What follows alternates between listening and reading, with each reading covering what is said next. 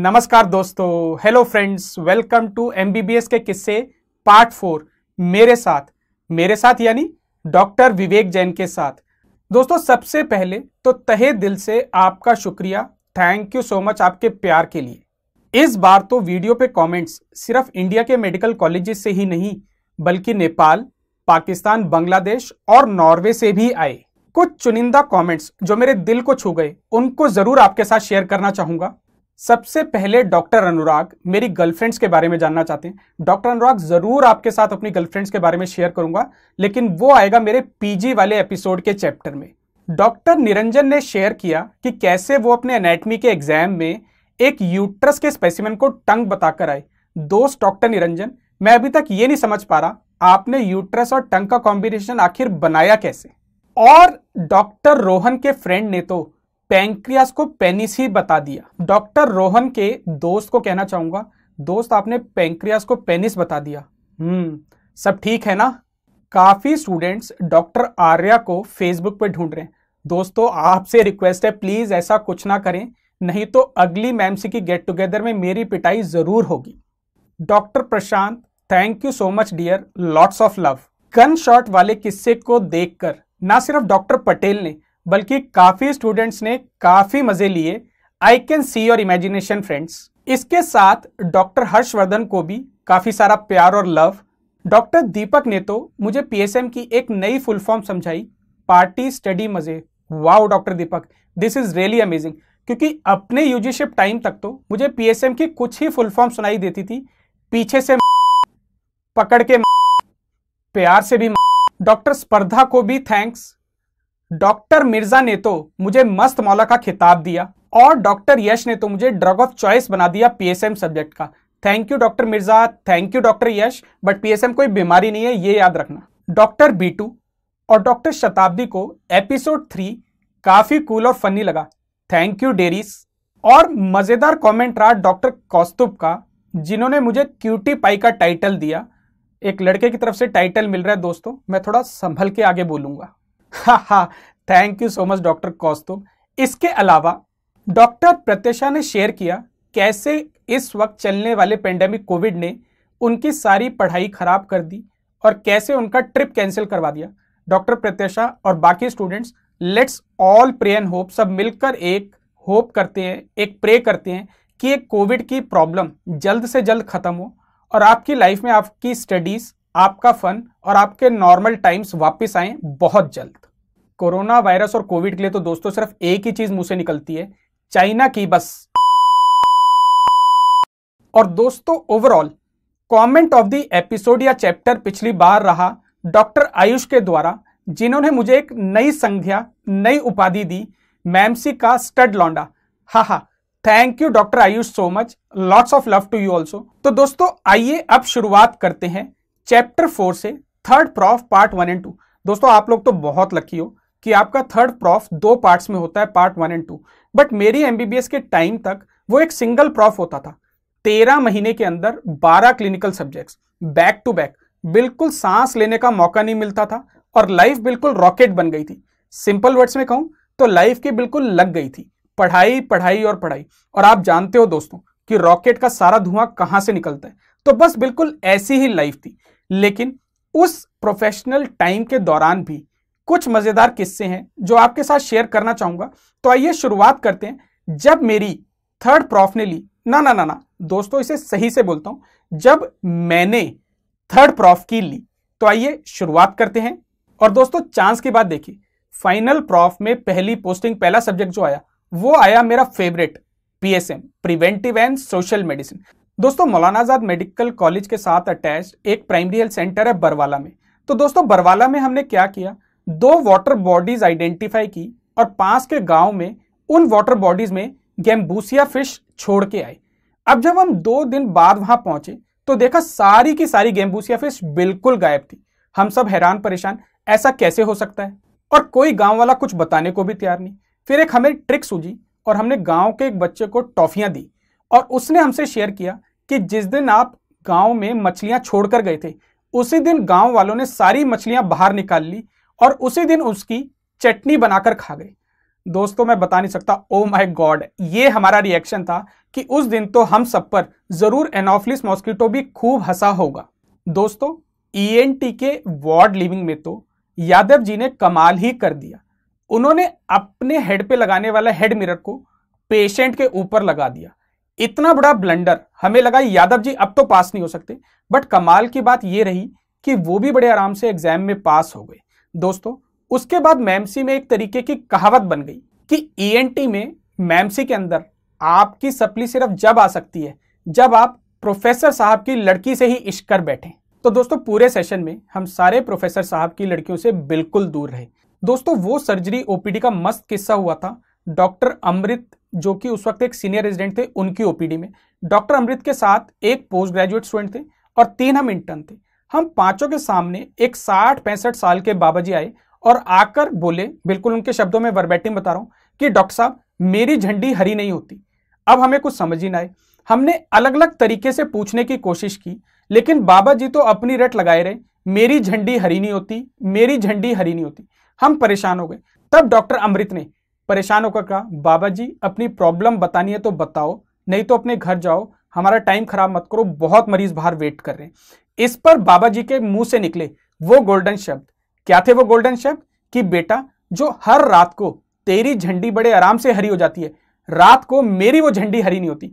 इस पर डॉक्टर अमृत का क्या स्पॉन्टेनियस रिएक्शन आया जानते हो? बाबा जी झंडी हरी करके क्या करोगे, अब तो आपकी पूरी की पूरी गाड़ी ही स्टेशन से निकल चुकी है। दोस्तों पीडियाट्रिक्स में मेरे दोस्त विनय ने दिखाए और लगाए अपने पीएमटी लेवल के फंडे। वार्ड पोस्टिंग के दौरान जब हेड सरकमफ्रेंस नापने की बारी आई तो विनय भाई साहब ने अपना पीएमटी का फंडा पेल दिया और उन्होंने हेड सरकमफ्रेंस नापा कुछ इस अलग तरीके से। अब फैकल्टी ने इस नायाब तरीके को होता हुआ देख लिया और विनय भाई साहब को अपने पास बुलाया और बड़े प्यार से पूछा, बेटा आखिर तुम करना क्या चाहते हो? विनय भाई साहब का बड़ा मासूमियत से दिया हुआ बिल्कुल सिंपल सा जवाब, सर बहुत ही सिंपल चीज है, मैंने रेडियस नाप लिया है, अब सिर्फ मुझे हेड सरकमफ्रेंस के लिए 2πr करना है। ऐसे ज्ञान की वर्षा सुनकर तो उस वक्त हमने खुद देखा फैकल्टी को भी हंस हंसकर आंखों में आंसू आ गए। दोस्तों मैंने भी अपनी एमबीबीएस के दौरान ये चीज रियलाइज की और आप भी जानते हो कि इतना पढ़ाई का बोझ होता है, इतना सीवियर स्ट्रेस होता है कि जितने भी एमबीबीएस स्टूडेंट्स हैं वो त्राहिमाम करते रहते हैं और उस दौरान उनके लिए अपना स्ट्रेस बस्टर सिर्फ 3 चीजों से होता है। एक होता है उसमें फेस्टिवल और डांस पार्टी, दूसरा होता है मूवीज देखना और गॉसिप करना, और तीसरा होता है क्रिकेट देखना। तो दोस्तों मेरी और यादें भी फेस्टिवल से ही जुड़ी हैं। दोस्तों एम्स के पल्स को हमने अपने फाइनल ईयर के इतने बिजी शेड्यूल होने के बावजूद भी डेली इवनिंग जाकर अटेंड किया। रात भर वहां डांस पार्टी करते और सुबह आके लेक्चर थिएटर में आराम से सोते और अपनी नींद पूरी करते। तो दोस्तों एक रात ऐसे ही हम फुल नाइट डांस पार्टी में अटेंड करने के लिए पहुंचे थे और हमारे ग्रुप के साथ थी लेडी हार्डिंग मेडिकल कॉलेज की 6 से 7 लड़कियां। मस्त डांस पार्टी चल रही थी एम्स के ग्राउंड में, बिल्कुल मस्त, और हम सब सर्कल फॉर्मेशन करके आराम से डांस कर रहे थे कि एकदम से वहां पे लाइट चली गई, म्यूजिक बिल्कुल रुक गया, एकदम वहां पे पिच डार्क हो गया और पूरी तरीके से पिन ड्रॉप साइलेंस हो गया सडनली।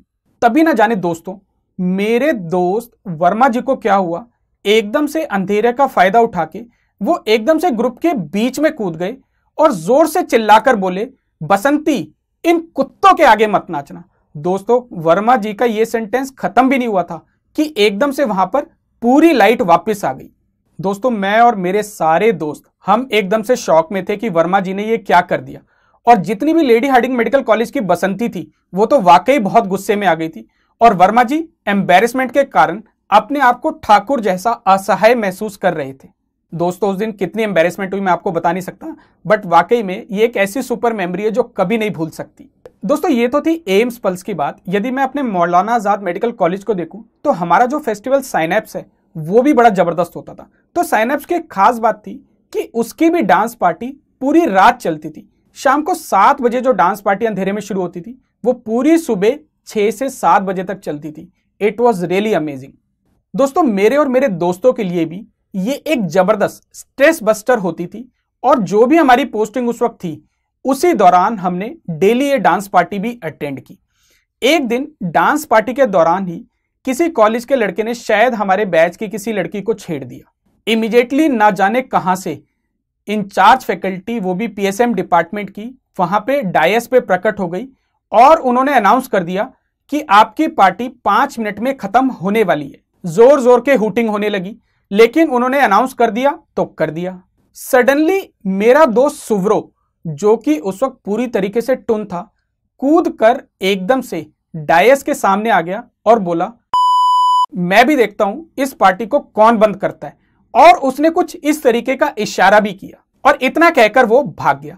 दोस्तों, पार्टी तो वहीं खत्म हो गई और सुव्रो को होश आया अगले दिन मॉर्निंग हैंगओवर खत्म होने के बाद। दोस्तों, पूरे साल उसकी बिल्कुल और वो पूरे साल कैंपस में घबराया घबराया घूमता रहा और बार बार आके पूछता, दोस्तों कहीं मुझे पीएसएम में फेल तो नहीं कर देंगे, दोस्तों मुझे कहीं पीएसएम में फेल तो नहीं कर देंगे। हमने उसकी इस हालत का बहुत फायदा उठाया और पूरे साल उससे खूब मजे लिए। पूरे साल हम उसे इसी बात पर डराते रहे। अंत में यही कह सकता हूं, सुव्रो महाराज की जय हो। दोस्तों, पढ़ाई के अलावा जितना भी टाइम मिलता था तो या तो वो फेस्टिवल में जाता था या फिर हम मूवीज देखते थे। तो मूवीज तो हम सारी देखते थे। अब ये जो मल्टीप्लेक्स है, ये तो अभी रिसेंटली पिछले 7 से 10 सालों में दिल्ली में आए हैं।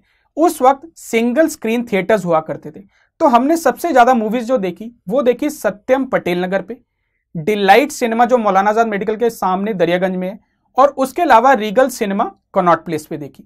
लेकिन हमारा फेवरेट जॉइंट मूवी देखने के लिए वो था प्रगति मैदान में शाकुंतलम थिएटर, जो बिल्कुल इन सबसे एक अलग तरीके का एक्सपीरियंस होता था। दोस्तों, शाकुंतलम में दिल्ली का बिल्कुल इलीट क्राउड आता था और सबसे मजेदार बात थी कि जो हमारे मैमसी के स्टूडेंट्स थे उनके लिए हर वीकेंड पे एक अलग विंडो काउंटर होता था टिकट्स का। उस टाइम पे ऑनलाइन बुकिंग तो होती नहीं थी, तो रीजन तो हमें पता नहीं कि हमारे लिए एक अलग काउंटर वहां क्यों बनता था, लेकिन देख के बड़ा मजा आता था कि बाकी लोग लाइन में लगे और हम जाते ही हमें टिकट मिलती थी और हम आराम से उस थिएटर में एंट्री कर जाते। दोस्तों, दोस मेमोरीज वर रियली अमेजिंग और वो बिल्कुल फ्रेश फीलिंग्स की तरह आज भी हमारे मन के अंदर है।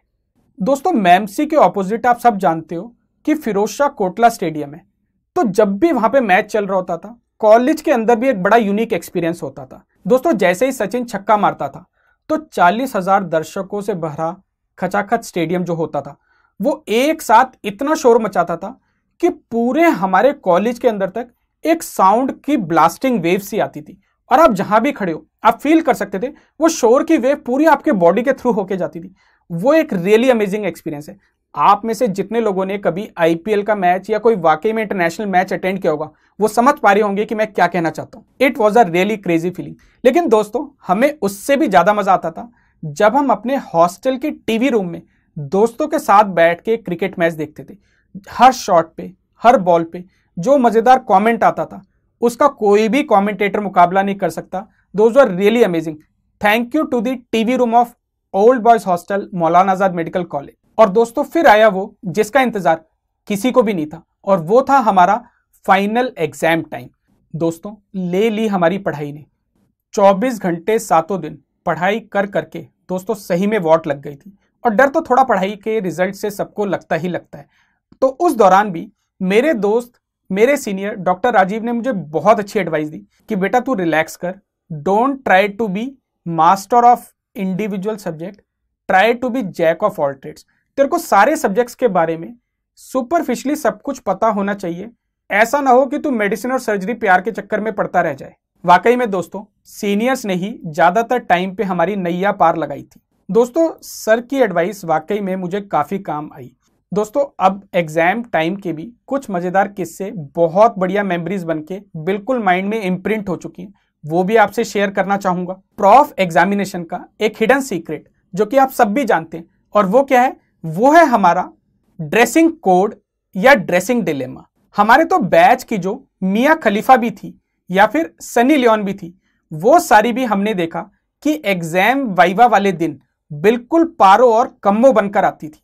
और दोस्तों, यही हाल था हम मैमसी के स्टड लॉन्डो का भी। सिर्फ एग्जाम वाले दिन हम सब बिल्कुल थॉरो जेंटलमैन बन के आते थे, कुछ इस तरह से। दोस्तों, मेडिसिन एग्जाम में हम सब ने देखा हमारे कॉलेज की popular professor faculty RDX ma'am का जलवा। दोस्तों, आरडीएक्स मैम उन्हें इसलिए कहा जाता था कि वो बहुत स्ट्रिक्ट थी बहुत डांटती थी और सारे स्टूडेंट्स उनसे बहुत ज़्यादा डरते थे। लेकिन दोस्तों, एग्जाम फाइनल के वाइवा वाले दिन हमने खुद अपनी आंखों से आरडीएक्स मैम को एक्सटर्नल एग्जामिनर्स के सामने बोलते हुए देखा कि सर कुछ भी हो जाए, मैम सी का एक भी लड़का फेल नहीं होना चाहिए, ये सारे लड़के मैम सी की शान है। दोस्तों, लड़कियां तो फूक गई, पर हम सारे लड़के बिल्कुल चौड़े हो गए। हमने तो जिंदगी में कभी अपने साथ ऐसा होता हुआ देखा ही नहीं था। वह आरडीएक्स मैम, आपके लिए बहुत सारा प्यार, बहुत सारा love and salute to you ma'am. और दोस्तों, मेडिसिन में सारे लोग पास हुए भी, लेकिन सर्जरी के एग्जाम में ना जाने कैसे हमारे बैच का एक पढ़ाकू दोस्त फंस भी गया। और फंसा कैसे? अपने उस दिन के बैड लक, बिल्कुल खराब लक के कारण। दोस्तों, उसने लॉन्ग केस मिलते ही सीनियर रेजिडेंट मैम से पूछ लिया कि मैम आप मुझे इस केस की सारी की फाइंडिंग्स बता दो। दोस्तों, गलती उससे ये हुई कि वो सीनियर रेजिडेंट मैम नहीं थी, बल्कि एक्सटर्नल एग्जामिनर थी। और हमारे सामने एक्सटर्नल एग्जामिनर्स के ग्रुप ने उसको लॉन्ग केस में 0 मार्क्स देके उसी वक्त वार्ड से बाहर निकाल दिया। दोस्तों, वाकई में उस दिन हमें अपने दोस्त के लिए बहुत दुख हुआ, क्योंकि वो काफ़ी स्टूडियस स्टूडेंट था। लेकिन अच्छी बात ये रही कि 2 महीने बाद ही उसने सप्ली का एग्जाम बड़े आराम से क्लियर किया और हम सबको ज्वाइन बैक किया हमारे इंटर्नशिप पीरियड में। दोस्तों, गायनी ऑप्स डिपार्टमेंट की भी 2 मस्त यादें हैं। दोस्तों, गायनी ऑप्स की ओपीडी में हमने देखा कि हमारे जितने भी रेजिडेंट थी वो सारी हर एक पेशेंट से पूछती थी क्या अपने पति से रोज बातचीत करते हो। दोस्तों, 2-3 दिन बाद समझ में आया कि ये जो बातचीत करना है ये एक्चुअली कोड वर्ड है ये पूछने का, क्या रोज करते हो। लेकिन दोस्तों, जरूरी नहीं कि हर मरीज को ये चीज समझ में आ जाए। हमारे सामने ओपीडी में मैम ने पूछा एक पेशेंट से, क्या रोज अपने पति के साथ बातचीत करते हो? तो बेचारी ने बड़े भोलेपन से जवाब दिया, मैडम मेरा पति तो पूरे दिन बातचीत ही करता रहता है, बस ही नहीं करता। और सब हंस पड़े। दोस्तों, कुछ दिनों बाद डिपार्टमेंट में एक नई SR ma'am I.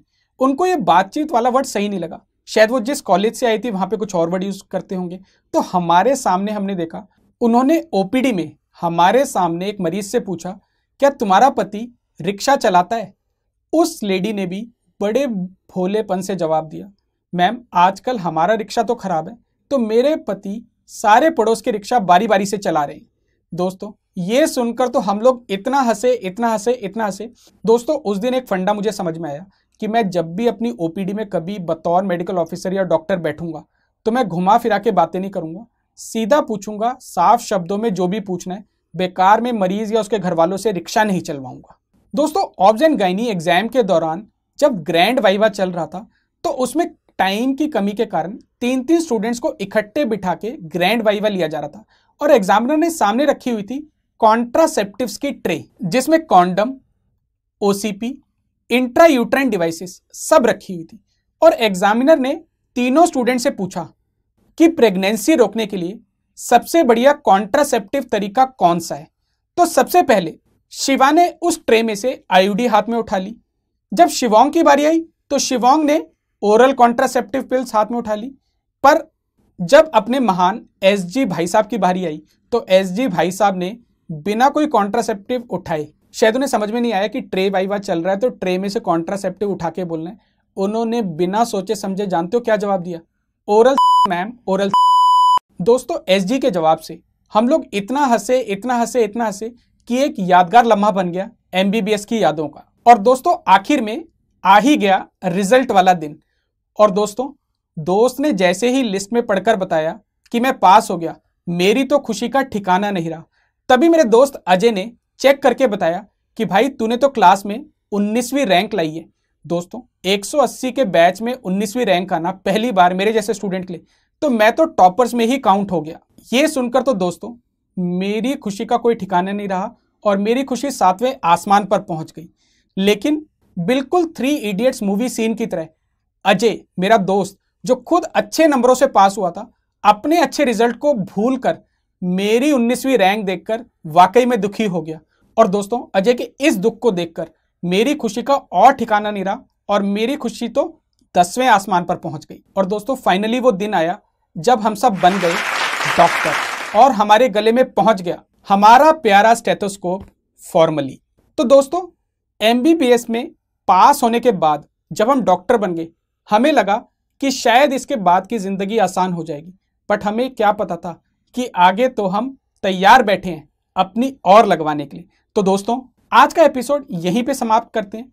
Bye for now. लेकिन दोस्तों अपने कमेंट्स जरूर शेयर करें नीचे कमेंट बॉक्स में। मैं कोशिश करूंगा कि हर एक स्टूडेंट के इंडिविजुअल कमेंट्स को रिप्लाई कर पाऊं।